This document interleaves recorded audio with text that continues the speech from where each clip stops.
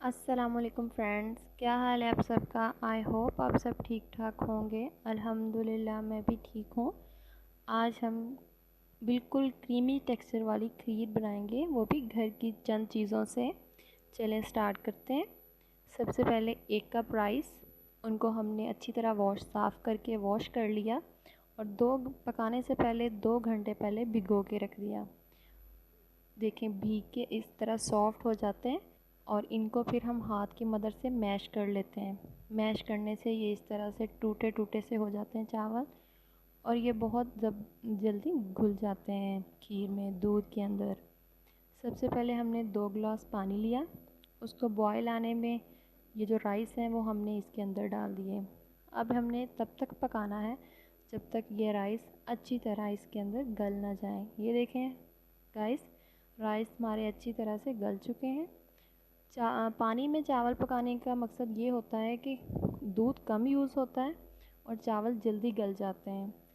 फिर हमने इनको ब्लेंडर की मदद से, किसी भी हैंड मिक्सर की मदद से हमने इनको ब्लेंड कर लेना है। वो भी ज़्यादा नहीं, थोड़ा सा करना है ताकि ये हमारी खीर में क्रीमी सा टेक्सचर आ जाए। तो इसको हमने ब्लेंड करने के बाद 2 लीटर हमने इसमें दूध ऐड कर देना है। उसको अच्छी तरह से हिलाएंगे और 3 से 4 अदद सब्ज़ छोटी इलायची है वो हमने ऐड कर देनी है। अब हमने तब तक पकाना है जब तक ये बॉयल ना आ जाए। ये देखें गाइस, बॉयल आ चुका है। जब बॉयल आ जाए और इस तरह से दूध पकने लग जाए तो हमने चम्मच अंदर खड़ा करना है और ऊपर ऐसे ढक्कन दे देना है। इससे ये होता है कि आपकी खीर या दूध वो बाहर उबल के नहीं आता और आप जो मर्ज़ी काम करते रहें, आपको पास बैठने की कोई ज़रूरत नहीं होती। ये देखें खीर हमारी काफ़ी थिक सी हो चुकी है, क्रीमी सा टेक्सचर आ गया है। अब हम इसमें 1.5 कप शुगर ऐड करेंगे, 1.5। मैंने पहले 1 कप शुगर ऐड की थी, मुझे कम लगी, फिर मैंने आधा कप शुगर और ऐड कर दी। क्रीमी टेक्सचर देने के लिए हम इसमें घर की मलाई ऐड करेंगे, 2 कप्स। ये घर की मलाई है, इसको ब्लेंड नहीं करना, इसी तरह हमने ऐड कर देना है क्योंकि ये गर्म दूध है और उसके अंदर जल्दी से ये मेल्ट हो जाएगी।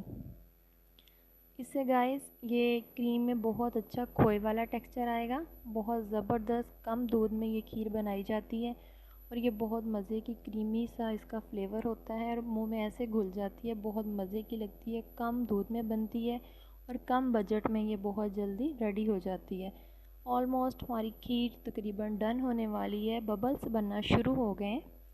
तो अब इसको हम चूल्हे से उतारेंगे और अगर आप थोड़ी थिक रखना चाहें थिक रख लें। वैसे भी ये खीर ठंडी होके गाढ़ी हो जाती है क्योंकि हमने इसके अंदर मलाई ऐड की हुई है। तो अब हम डिश आउट करते हैं और गार्निश करते हैं। आपको दिखाएंगे 2 घंटे बाद ये कितनी क्रीमी सा टेक्सचर होता है इसका और बहुत जल्दी बन जाती है और कम बजट में तैयार हो जाती है। ये देखें बहुत ज़बरदस्त ठंडी होके बहुत मज़े की लगती है, बहुत क्रीमी सा टेक्सचर होता है। आई होप आपको ये वीडियो पसंद आई होगी। अगर पसंद आई है तो लाइक सब्सक्राइब ज़रूर कीजिएगा। तब तक अगली वीडियो में मिलते हैं। बाय बाय, अल्लाह हाफिज़, टेक केयर।